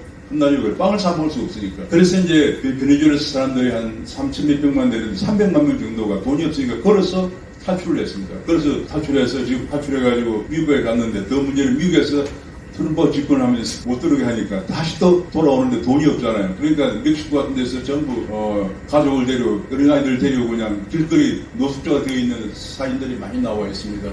정말 참담한 지경인데 이렇게 됐는데도 불구하고 지금 이제 참에서 죽고 다음에 마두로가 또 집권했어요. 지금 26년째 집권하고 있습니다. 26년째 집권해 국민들은 하나같이 전부 다 야, 정부에서 뭐 쿠폰을 줄 거야, 뭘 줄 거야, 전부 그러고 앉아 있어요. 저 얼마 전에 이제 골다이크 제 후배 교수가 베네수엘라 얼마나 참담한 걸 방문을 했는데 그 유튜브를 제가 봤더니 그 이제 그 후배 교수가 워낙 힘들게 살고 있는 주민들하고 인터뷰를 했는데 이 힘들게 사는 어떻게 극복할 거냐 하니까 대답이 뭐냐면 정부에서 배급 쿠폰을 줄 거야. 뭐 그러고 있어요. 그것이 철저하게 26년 동안 완전히 국민들이 이제 시행당한 거죠. 그렇게 되니까 26년째 그런 정권을 해서 완전히 베네수엘라가 심각하게 추락했는데도 불구하고 정부 교체 가능성이 거의 없습니다. 그것이 이제 앞으로 굉장히 큰 우선 질문인데요. 근데 이제 우리나라에서 어떻게 했냐. 저번 문정부 들어서도 거의 문정부가 매년 문정부 5년 동안 추경을 10번 편성했어요. 10번 편성하면서 200조 원 정도 돈을 풀었습니다. 돈을 풀다 보니까 꼭 국가 부채가 채무가 많이 늘어서 약 문정부 5년 동안 국가 채무가 400조 원 늘었어요. 근데 이번에 이제 이재명 정부는 집권하자마자 바로 또 이제 추경을 편성해서 그 추경은 30조 정도 편성했는데 13조를 돈을 뿌렸는데 실제로는 돈이 필요한 데는 이제 그런 것도 있지만 지난번에 문재인 정부가 이제 하면서 가장 큰 피해가 최저임금을 너무 올려버렸거든요. 그래서 이제 일반 자영업자들이 감내하기 힘든 정도로 올라가 있기 때문에 자영업자들이 지금 사람을 거의 안 씁니다. 거의 그냥 간단한 키오스크 같은 식으로 옷 쓰고 거의 안 쓰다 보니까 청년들의 지금 일자리 없는 청년이 15세부터 29세까지가 약 120만 명 정도 됩니다. 그것이 이제 물리지가 지금 민생들이 난리인데 그걸 사실은 제 욕심 같았으면 현 정부 때 그걸 계획해야 되는데 그때 뭐 국회가 다수당이 이제 야당이다 보니까 그걸 계획 못하고 지금 그렇게 넘어와 있는데 이거를 이제 정부에서 그래서 가지고 돈을 나눠주겠다. 그러니까 굉장히 지금 많은 자영업자들의 절반인 돈은 월급만큼도 최저임금만큼도 못 벌고 있거든요. 그러니까 뭐 220만 원 준다고 하면 굉장히 좋은 거죠. 그런 식으로 하니까 더 어려워지는 건데 그래서 지금 생각에 이번에 이제 이재명 정부 들어서면서 바로 이번에 추경을 편성하면서 국가 채무가 약 1,000조 원 정도 되어 있습니다. 이 1,000조 원이 얼마나 큰 거냐면 우리나라 GDP 대비 약 한 50% 가까운 건데요. 50% 되면 이게 국제적인 기준이 국가 채무가 40%가 넘었으면 위험하다고 생각합니다. 대개 이제 2011년 남미 재정위기 때 그때 비율이 40%가 다 넘었었거든요. 40에서 45, 한 50대였는데 지금 우리나라는 사실은 재정위기 직전에 있다고 해도 과언이 아니겠습니다. 그런데 지금 사람들은 전부 다 그 얘기하면 이제 전부 다 뭐냐면 그보다 어디식이죠. 보수다 그러고 돈을 더 많이 그러도 국민들도 돈을 많이 푸는 걸 좋아합니다. 근데 역시 자세한 나라는 달라요. 스위스가 1976년인가? 2016년에 스위스는 1인당 스위스는 국민소득이 한국의 2배 정도 됩니다. 2배 한 3배쯤 되죠. 굉장히 높은데 1인당 380만 원을 기본소득을 주겠다고 해서 국민투표 붙였는데 77% 국민들이 반대를 했어요. 이러면 우리나라 망한다. 해서 반대했습니다. 아마 이번에 그래서 제가 휴업을 가서 얘기하면서 야 이걸 갖다 만약에 우리나라도 스위스는 무기명 투표를 했으면 국민들이 다 찬성할까 하는 생각도 한번 해봤어요. 근데 일단은 뭐 돈 먼저 주니까 받는 사람들은 일단 돈 받는 걸 좋아하고 결국 국가 재정이 이제 파탄나면서 큰 위기가 올 그런 가능성이 크다 싶고요. 또 아까 이번에 이재명 대통령하고 전 문재인 대통령 공통적인 얘기가 야 한국은 말이지 50%밖에 안 되는데 뭘 걱정하냐 그런 얘기를 했어요. 미국은 지금 국가 부채가 우리나라에서 말하는 국가 채무고요. 미국이 말하는 국가 부채예요. 국가 채무는 뭐냐면 정부가 순수하게 국채를 발행한 것만 말하는 거예요. 미국에서 말하는 미국이나 다른 나라가 말하는 국가 부채는 국채뿐만 아니라 군인, 공무원, 연금, 충당 등등 좀 더 넓은 의미의 국가 부채를 말합니다. 그건 이제 IMF가 각 나라에다 공표를 했어요. 각 나라에다가 이런 기준으로 국가 부채를 추계하라 해가지고 IMF의 재정통계 매뉴얼이라고 있는데 그 재정통계 매뉴얼상을 하면 한국도 벌써 100% 넘어요. 미국에 이번에 트럼프가 저렇게 강하게 좀 우리의 정책을 하는 이유가 미국에서 바이든 정부가 너무 돈을 많이 써가지고 마치 문 정부가 똑같아요. 코로나를 핑계로 돈을 많이 써가지고 미국의 국가 부채 비율이 GDP 대비 약 한 120%에 올라갔습니다. 한국도 국가 채무가 아니고 국가 부채 비율로 하면 한 120% 정도 되는데 국민들한테는 이제 국민들뿐만 아니라 대통령도 그걸 모르고 야 미국은 말이야 그렇게 100% 넘는데 우리는 뭐 50% 가지고 뭘 그렇게 난리냐 돈이 없어다 이런 식으로 이제 나온단 말이에요. 그러니까 이게 정말 우리 국민들이 이 돈 푸는 파퓰리즘의 그 폐해가 나중에 어떤 결과를 가져올 것인가 하는 것에 대해서 심각한 문제를 경제학자들이 계속 얘기해야 되는데, 제가 아까 그 정치학자처럼 경제학자도 한국에 한 1000명이 넘는데 이런 문제를 얘기하는 사람들은 10명도 안 되는 것 같아요. 가급적 정부가 뭐 하는 게 잘 되고 있다 뭐 그런 식으로만 얘기하는데, 지금 더 큰 문제는 이제 정부에서 계속 이제 악법을 통과시켰습니다. 상법 개정안 또 무슨 뭐 노란 봉투 정도 하면은 게다가 또 미국에 대한 관세 협정 때문에 또 한국 기업들이 미국을 많이 가야 됩니다. 그러면 문제가 한국에는 생산이 줄고 돈은 많이 불리고 그러면 한국에 인플레이션이 됩니다. 그리고 나중에 국채를 또 더 이상 발행할 수가 없는 상황이 되면은 한국도 돈을 풀게 되겠죠. 베네수엘라처럼 돈을 풀면 그러면 이제 생산량은 적어지고 돈은 더 보니까 그때 오는 인플레이션은 하이프 인플레이션이라고 해서 엄청난 인플레이션이 되고, 한번 그런 하이프 인플레이션 상태가 되면은 국가는 거의 붕괴됩니다. 그래서 이 파퓰리즘의 폐해는 결국 마지막에 국가 붕괴로 간다는 거, 이것이 이제 남미나 유럽이나 이런 걸 다 보여주고 있는데, 한국이 지금 굉장히 아시아에서 제일 잘 사는 나라예요. 아시아에서 한국보다 1인당 소득이 높고 최저임금이 높은 나라는 싱가포르밖에 없어요. 싱가포르는 작은 도시 국가니까 이제 그렇고, 싱가포르를 제외하면 한국이 일본보다도 소득이 높고요. 제일 잘 사는 나라인데 지금 요 순간을 정말 못 견디고 넘어지면 정말 안 되는데 지금 굉장히 안타까운 수준입니다. 감사합니다.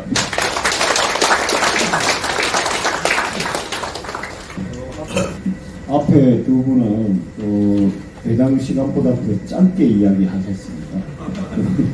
그렇습니다.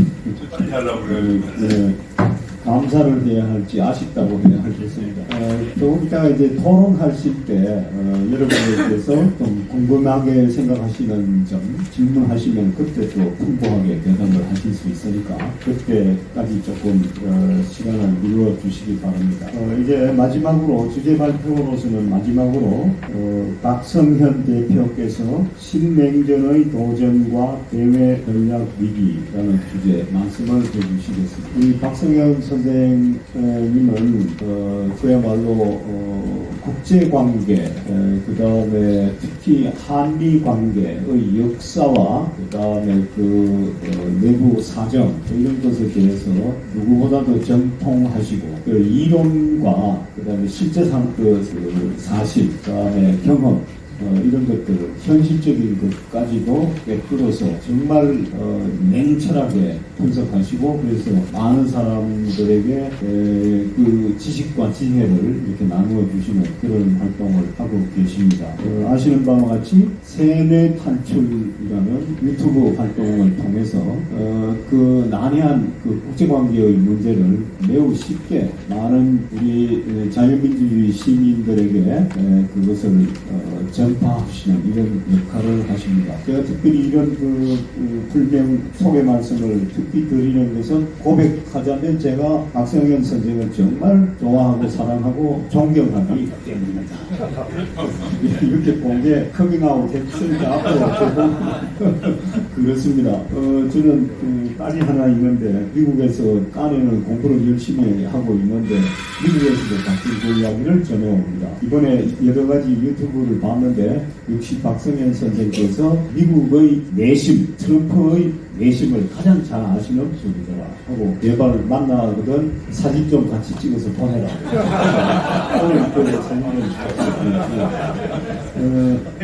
이 시간에 여유가 있으니까 이런 이야기를 좀 할 수 있잖아요. 이건 진심입니다. 괜히 하는 시간 때우기 이야기가 아니라 우리 박성현 대표님의 말씀을 청하겠습니다. 박수로 보내드립니다.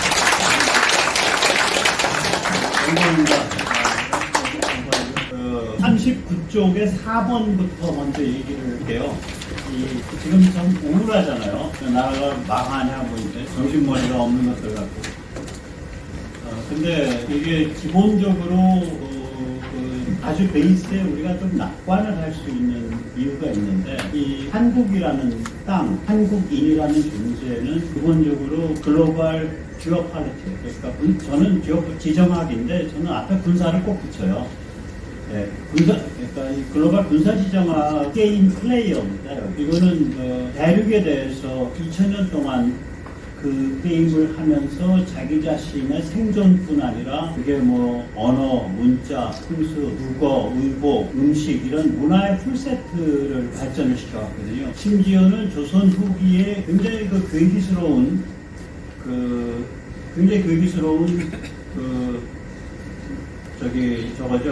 성리학 이거조차도 청이라는 듣도 보도 못한 무지막지한 중화 제국이 등장을 하니까 전 국민을 어떤 교조적인 그런 신앙체계, 굉장히 종교화된 유학이에요. 조선 후기 성리학은. 그 종교입니다. 그러니까 탐문난적으로 지키면 죽는 거니까.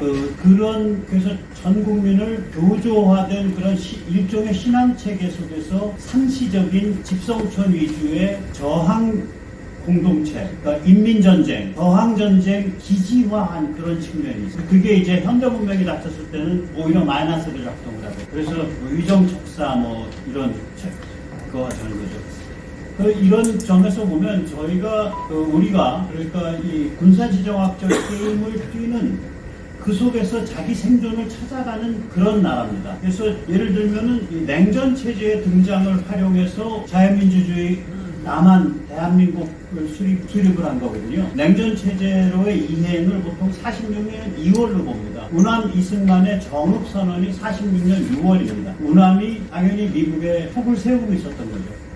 미국이 냉전으로 가면 우리가 2차 한시를 노리고 들어가면 된다 이렇게 본 거죠. 그리고 미국이 월남전 개입을 우리가 활용을 해가지고 경제개발의 주춧돌을 세웠죠. 그 다음에 심지어는 우리가 중국 욕 많이 하고 저는 반중이지만 이 중국 사람 하이퍼글로벌리즘을 활용을 해서 우리가 경제를 고도화시켰죠. 중국 사람 하이퍼글로벌리즘의 시대. 물론 그 덕에 그 와중에 우리 정신은 완전 망가났지만 우리는 이 군사지정학 이 게임에서 어떤 선택을 하냐에 따라서 굉장히 운명이 갈리는 나라인데 한국의 관성과 지금의 세계 정세로 보면 다른 선택지가 없어요. 달리 선택할 수가 없어요. 그러니까 이재명은 한국 시스템을 우리 오 교수님 말씀하셨듯이 망간에는 자해소동은 할 수 있어도 이 나라를 들어가지고 이상하게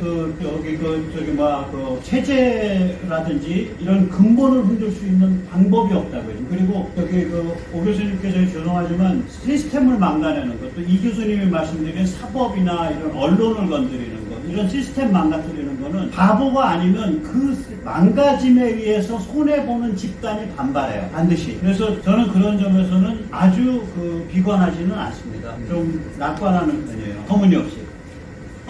터무니없이. 안 그러면 잠을 못 자니까. 그렇게라도 생각을 해야죠.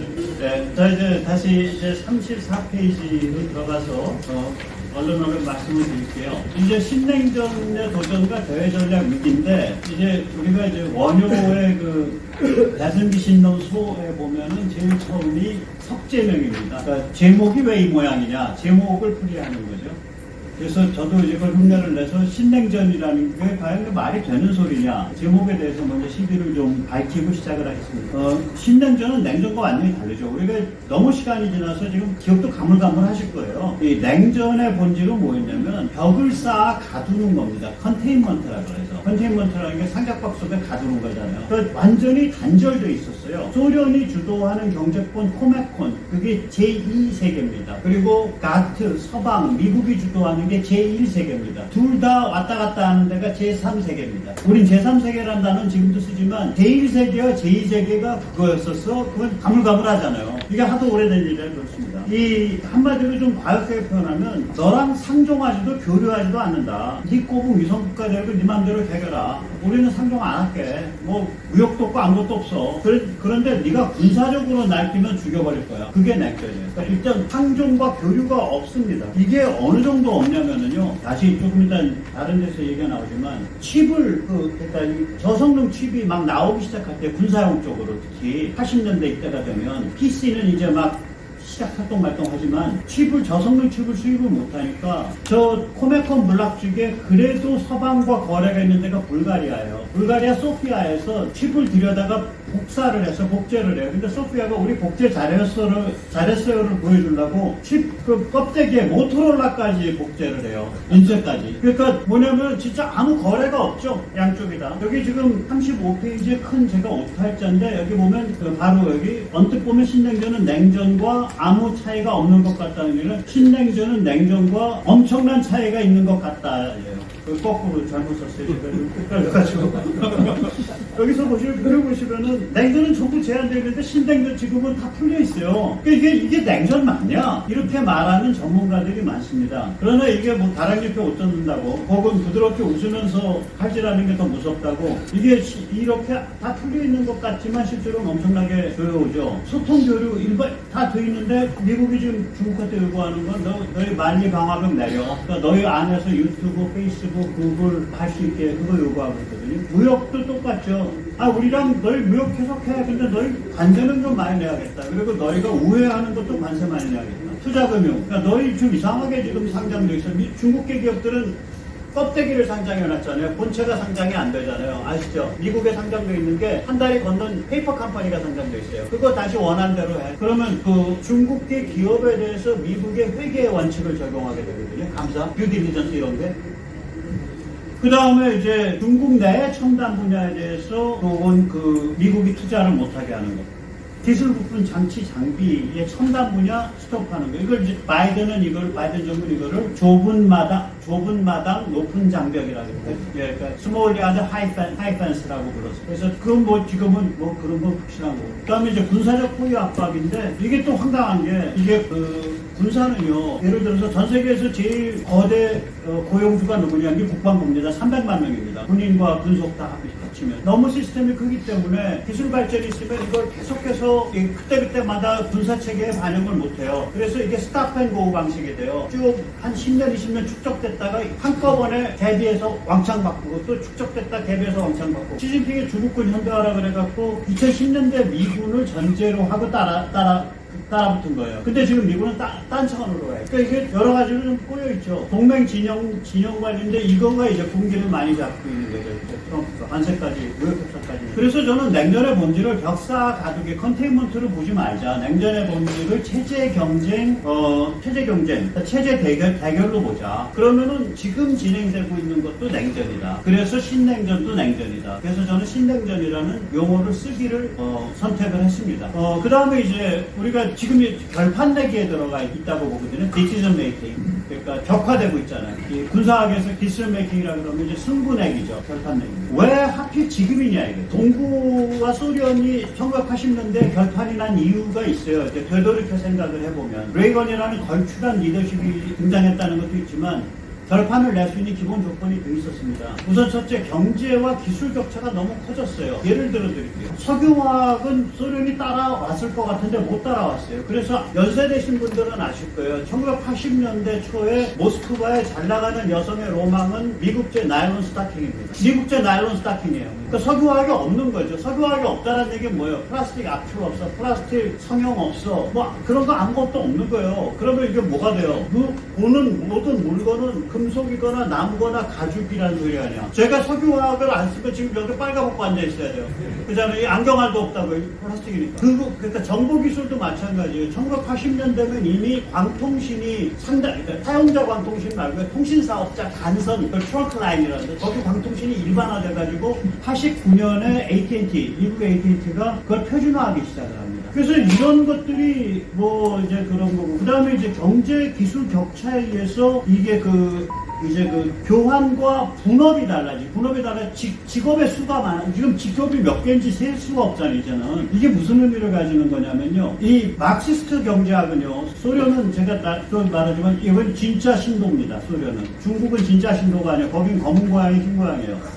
소련은 진짜 신도예요. 그러니까 소련은 망할 때까지 아인슈타인 이런 얘기하면은 탄압했어요. 떠들면 원자폭탄을 만들면서. 왜 그러냐면 시공간이 왜곡되고 짜부러지고 변형할 수 있다라는 것은 마크시즘의 가장 기초가 되는 반영론과 그러니까 객관적 세계의 확실성이라는 것과 충돌한다고 생각을 한 거예요, 얘들이. 그러니까 얘들은 신도라고 진짜 신앙인이에요. 그래서 얘들은 이제 교환과 시장이 교환과 분업이 제한이 되니까 이놈들은 어떤 식으로 계산을 하는 거냐면 묻지 마세요. 착취는 아무나 하는 거 아닙니다. 자본가만 착취합니다. 기업가만. 그러면은 여기 교수님들은 월급 많이 받아가시잖아요. 이제 요새는 아니지만 옛날에 이제 사회적으로 막 이제 잘 나가는 회계사, 변호사, 뭐 엔지니어, 디자이너 그럼 이 사람들은 착취자가 아니야. 근데 노동자는 아니야. 얘들은 뭐야? 강탈자, 라버, 전문 경영인. 그건 다 라벌이야. 지식노동은 전부 강탈이에요. 막시스트 경제에서 그렇게 가르쳤을 때 이런 관점을 가진 애들이니까 경제가 돌아가겠냐고 이게. 그래가지고 쿠바 같은 데랑 그 설탕값 높게 계산해서 물물 교환해주면서 무역하면서 저기 원조해준 거 아니에요? 북한이랑도 그렇게 해서 그게 논리가 말이 되는 게 거기 노동자가 몇 시간 일했는데 우리 노동자가 몇 시간 일했으므로 이게 노동시간 투입량에 의해서 이 비율로 교환된다 이런 식이라고요. 그래서 이게 쌓여갖고 80년대쯤 되니까 이제 서방에 비벼볼 수가 없는 상태가 된 거예요. 이 국력 자체가 이미. 그래서 거기서 레이간 딱 등장하니까 한 방에 가버린 거예요. 그러면 가고 나서 그러면 그 다음 무슨 일 벌어졌냐. 중국사랑 하이퍼글로벌리즘이 벌어진 거예요. 그런데 이게 그 말하자면은 그 사회 초상류층, 사회 초상류 엘리트층이 저는 뭐 딥스테이트 이런 얘기는 잘 아시고 또 그걸 월가에만 국한됐다라고도 보질 않아요. 아무튼 그런 쪽이 이 자유공화국 주권국가 이런 거 부담스럽게 여기는 거예요. 이제 다 뭐 상대방이 없으니까 그냥 우리가 지배하고 우리가 마음대로 흔드는 세상이 되면 돼 이렇게 생각을 했던 것 같아요. 그래서 이제 이런 관점에서 보면은 해체주의, 좌파 해체주의랑 손을 잡은 거죠. 자, 대한민국이 이렇게 망가졌을 때요. 지금 이재명의 뒷배들이 무지하게 춥습니다. 얘들 다 유럽이랑 미국서 베껴오거든요. 그러니까 얘들의 교과서는 중국 쪽에 있거나 유럽이나 미국에 있어요. 용어들이 다 거기서 베껴오는 거예요, 얘들. 1990년대에요. 한 5년 동안 우리나라 5년인가 7년 동안 그때 따져봤는데 책 제목과 부제에 포스트 모더니즘이 바뀐 책이 1,500권이 출간돼요, 우리나라에. 해체주의 아니야, 해체주의. 좌파 해체주의. 그러니까 얼마나 열심히 베껴오는지 몰라요. 그러니까 겉으로 들으면 유식한 것 같지. 베꼈으니까 하다못해 제왕적 대통령이라는 것 그 단어도 1970년대 미국 좌파 용어예요. 워터게이트 터지기 전부터 닉슨 때려잡으려고 좌파가 만든 용어라고요. 임피리얼 프레지던시. 엄청 베끼는 애들이에요. 그러니까 저희들 이렇게 생각하시면 돼요. 저희들이 굉장히 개념 있고 굉장히 멋있는 얘기하는 것 같아요. 좀 어설프겠죠. 그걸 들으시면 돼요. 제가 오 박사님한테 일단 물어볼까요? 국가 채무는 영어로 뭐고 국가 부채는 영어로 뭡니까? 그게 중요한 건데요. 국가 채무는 government liability라고 그래요. 그리고 이제 IMF를 비롯해서 OECD 27개국이죠. 중에서 한국만 안 쓰고 다른 나라는 전부 다 국가 부채를 씁니다. 그게 government debt이라고 그래요. 그러니까 그렇게 쓰는데 한국만 국가 라이abili티를 쓰면서 한국 딸이 내고야 돼 이렇게 얘기하고 있단 말이에요. 큰 문제됐으니까 제가 수년 전부터 얘기를 했는데 아무도 안 들어가죠. 지금도 안 이제 우리 오 박사님은 IMF라는 원전을 딱 얘기하시면서 하시잖아. 여기 좌파 애들은요 다 베끼면서 자기들이 만든 용어라고 주장하는 거예요. 이게 또 문제가 있죠. 어쨌든 이제 빨리 가야 돼. 근데 이제 공산권 붕괴 이후에 이제 친중사랑, 중국사랑 이제 하이퍼글로벌리즘이 쭉 가다가 이게 뒤집어졌단 말이에요. 2018년부터 뒤집어진 거예요. 2017년 미국의 국가안보보고서부터 뒤집는 것이 시작이 된 건데 왜 뒤집어졌냐? 저는 세 가지로 봅니다. 세 가지가 아니라 한 5가지로 봐요. 우선 첫째는 현대 문명이 임계치를 넘었어요. 그러니까 특이점을 통과했습니다. 그냥 요거 하나만 가지고 얘기를 드릴게요. 이게 시간 넘어요. 5분 돼. 저기 우리가 역사 시대와 선사 시대를 문자로 구별하잖아요. 그러면 전 세계 80억 명과 실시간으로 멀티미디어 통신을 아무렇게나 다 할 수 있고 뭐 페이스북에서 만나고 트위터에서 만나고 엑스닷컴에서 만나고 다 할 수 있어. 인스타그램에서 만나고. 그럼 이 혁명이 문자의 발전보다 훨씬 더 중요한 혁명, 훨씬 더 파워풀한 혁명 아닐까요? 이런 일이 없었어요. 이런 일이 없었다니. 차베스가 방송법을 만들어서 성공할 수 있었던 거는 그때는 스마트폰이 없었어. 시작했을 때. 그리고 그 다음에 가난해져서 스마트폰이 고급에 안 보급됐어. 한국과 같이 100만 원대 스마트폰을 얼라드까지 다 차고 있는 데서 방송을 국가가 장악해? 재밌는 거가 나오고. 무슨 말씀인지 알겠죠? 그러니까 우리가 전혀 다른 문맥에서 살고 있는 거예요, 이거. 그 다음에 이제 그래서 어떤 AI라든지 이런 어떤 현대 문명이 특이점을 통과한 거예요. 그러니까 앞으로 어떤 문명이 펼쳐질지 저도 잘 모르겠어요. 두 번째는 뭐냐면 이 특이점 통과가 미국이 그러니까 압도적으로 주도하고 있다고요. 미국이. 세 번째는 뭐냐? 미국이 2015년 경우에 셰일혁명을 완성시키면서 에너지 로또를 맞았어요. 셰일혁명이 그 이전과 그 이유가 다릅니다. 그러니까 훨씬 더 경제적으로 훨씬 더 스마트하게 뽑아요. 그래서 뭐 혹자의 말에 의하면 전 세계에서 사우디의 원유 생산과 경쟁할 수 있는 유일한 케이스가 미국의 셰일이다라고까지 얘기하는 사람들이 있어요. 그 다음에 네 번째는 뭐냐면 지금 이제 중동 바로 정도 돼버렸잖아요. 그러면 이제 저는 조만간에 우크라, 유럽, 러시아 쪽 바로 정도 된다고 봅니다. 그러고 나면 미국은 중국에 초집중하게 돼요. 그래서 이게 신냉전이 이게 결판 내기까지 가는 거예요. 이게 끝까지 간다고요. 그 다음에 중국이 너무 원래 이게 유전자가 내장돼 있었는데 유전자가 내장돼 있으니까 얘 유전자 감춰라고 등소평이 얘기한 거 아닙니까? 도박량에 본색을 감춰라. 그러니까 이렇게 내장돼 있었는데 시진핑이가 이제 너무 드러내갖고 못할 짓 많이 해놨어 이제. 했는데 맨 마지막 바보 같은 짓이 러시아의 우크라 침공을 지원한 거잖아요. 그러면서 유럽이 반죽으로 확 돌아버려. 자, 그래서 이 신냉전에 그러면 최종 상태가 뭐야? 이게 미국에서 이제 전문가들이 엄청 논쟁합니다. 신냉전의 최종 목표, 이걸 엔드게임이라 그러고, 이 논쟁은 엔드게임 디베이트라 그럽니다. 근데 저는 여기서 어떤 입장을 지지하냐면, 엔드게임에 대해서, 그러니까 신냉전의 최종 목표에 대해서 예를 들어서 중국 공산당 해체다. 혹은 중국을 여러 나라로 쪼갠다. 이런 식으로 미국이 그림을 그릴 필요도 없고 목표로 삼을 필요도 없다. 미국과 한국은 서방 국가입니다. 서방 선진국입니다. 이건 제 얘기 아니라 한국에 엊그저께 와 있을 거예요. 스티브 커피 세계적 학자. 그러니까 서방이라는 건 지리적 개념이 아니라 제도적 개념입니다. 한국은 서방 선진국인데 미국과 서방은 자기에게 필요한 일을 해나가면 된다. 자기가 해야 될 일. 중국이 거기에 적응을 해서 살아가거나 적응 못해서 중국 공산당에 죽어 자빠지거나 그건 중국 비즈니스다. 아마 이렇게 모아지고 있는 것 같아요. 최소한 백악관의 국가안보 수석 후보자가 알렉스 웡의 이름입니다. 자, 그래서 이제 잘 끝나갑니다. 예. 이게 이제 대한민국은 아까도 말씀드렸지만 이게 군사지정학적 게임을 할 수밖에 없는 나라고 게임을 잘 풀어와서 지금 번영을 이룬 나라예요. 이재명이가 어떤 상태냐면 제가 가끔 말씀드리지만 이 대한민국이란 여객기를 하이제킹 했어. 문재인은 하이제킹도 어설프게 한 상태에서 나 이거 몰고 베이징으로 갈 거야 라고 미국을 협박했다고요. 아니 러시아 PNG 쓰겠다. 서해 건너서 저기 파워그리드 전력망 같이 공유하는 이거 베이징으로 가겠다는 소리 아닌가? 내겐 그렇게 들리는데. 종전 그 평양 때려잡고 북한을 중국 지경 식민지로 바치자라는 소리인데 저는 종전 선언하는 주장하는 사람들은 평소에 친북으로 분류되어 있어도 저 사람은 거의 중국 간첩이야. 저 평양 간첩 아니야. 저는 그렇게 생각해요. 왜 그러냐면 북한 체제는 그 아슬아슬한 긴장에 기생하는 체제예요. 근데 종전이 돼버리면 북이 정상국가가 돼. 북에서 무슨 일이 벌어져도 국제사회가 개입을 못해. 중국이 공작을 해서 북을 지경식민지로 만들어도 아무도 개입 못해요. 북에서 급변사태 벌어져도. 자, 그러고요. 그래서 이제 이재명은 하이제킹은 문재인보다 확실하게 했어요. 했는데 갈 수가 없어. 갈 데가 없는 거야. 베이징 공항 폐쇄야. 그럼 어디로 가냐고 도대체. 그래서 이재명은 사실은 이 공허한 거예요. 뭐냐면은 아까 말씀드렸잖아요. 그러니까 중국 공산당은요. 소련 공산당은 저건 진짜 신도였습니다. 신앙인들이에요. 중국 공산당은 고양이를 모셔. 흰 고양이, 검은 고양이. 그러니까 얘들은 신앙이 없어.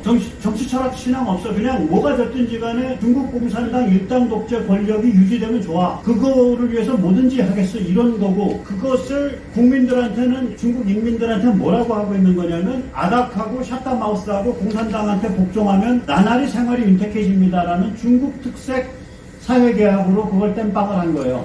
그게 중국 특색 사회계약이거든. 그렇잖아요. 그런데 이제 문제는 뭐냐? 이게 더 안 먹히는 이재명 같은 경우에는 그 한국 특색 사회계약도 없어. 그렇다고 중국 공산당처럼 100년 치욕으로 뻥꾸질할 수도 없어. 그래서 정치 철학 내지 정치 철학 대책품이 없는 거예요. 그 다음에 두 번째로는 이 군사지정학적 선택, 대외 전략, 군사지정학적 선택을 할 게 없어. 그냥 없어. 뭘 선택한다고 지금.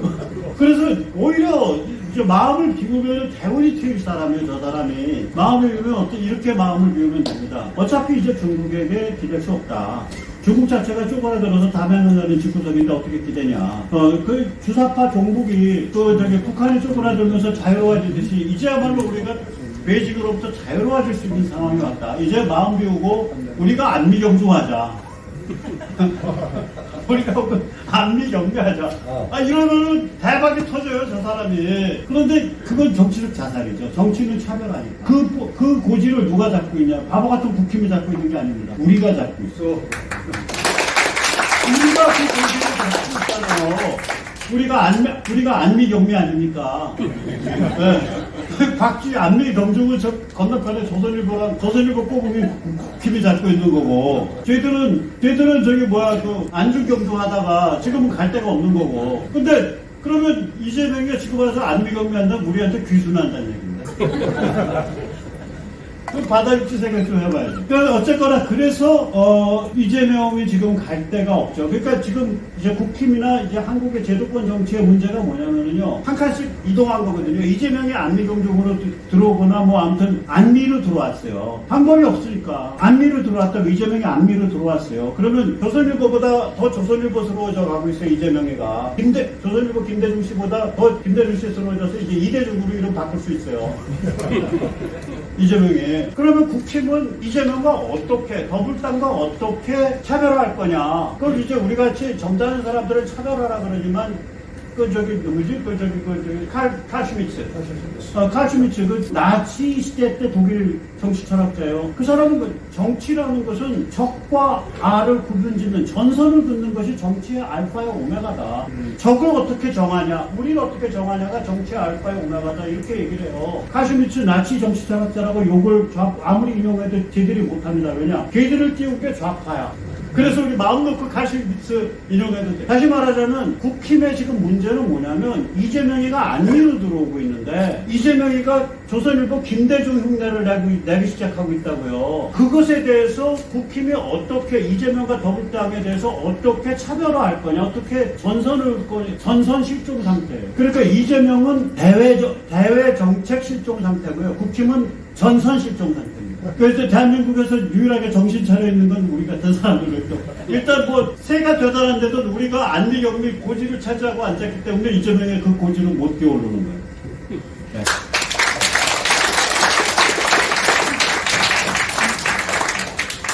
엄청나게 편파적으로 제가 지금 사회를 보고 있는 거 아닙니까? 근데 사실은 이걸 온라인으로만 타상으로만 제가 뵙고 공부를 하다가 이게 실물이 옆에 앉아서 이야기하니까 이게 도저히 이거를 도저히 제가 들 수가 없었어요. 흥미진진하게 정말 공부가 많이 되도록 말씀을 해주셨습니다. 아주 감사합니다. 근데 아까 말씀하신 것 중에 한 가지 제 마음에 걸리는 게 있어서 이 방송은 아마 저도 그랬는데 특히 우리 박성현 대표님 말씀 부분은 어떤 이들은 2번, 3번 연달아 보고 들을 겁니다. 저도 그랬거든요. 정말 그렇게 하시면 그 다음에 이거요. 제가 2번, 3번 연달아 듣고 받아 적기까지 하고 제가 그랬는데 그래서 큰 오해를 불러일으킨 부분이 하나 있어서 제가 꼭 이건 밝혀야 되겠다. 전 국민들 앞에 대학 교수가 엄청나게 봉급 많이 받는다. 교수 되려면은 적어도 박사 학위는 받아야 되는데 그렇게 하려면 12년 정규교육 대학 4년까지, 그 다음에 석사 2년, 박사 4년 내지 5년. 그러면은 6년 내지 7년이 더해집니다. 16년 더 하기, 6, 7년 하면 20몇 년 하는데, 요즘 조교수 발령받았을 때 웬만한 성시대의 대학의 연봉이 얼마라고 생각하십니까? 현대자동차 금속노조 소속의 한 50세 된 이른바 자칭 위대한 노동자, 좌파, 진보파 노동자 연봉 얼마인지 아십니까? 그 사람의 2분의 1 정도를 받습니다. 교수가. 사실은 먹고 살기가 그다지 쉽지 않고 그들 중에서 15만 원 받는 거를 굉장히 다행으로 여기는 이들이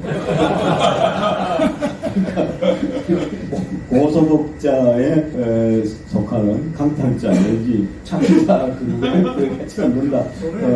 그렇습니다.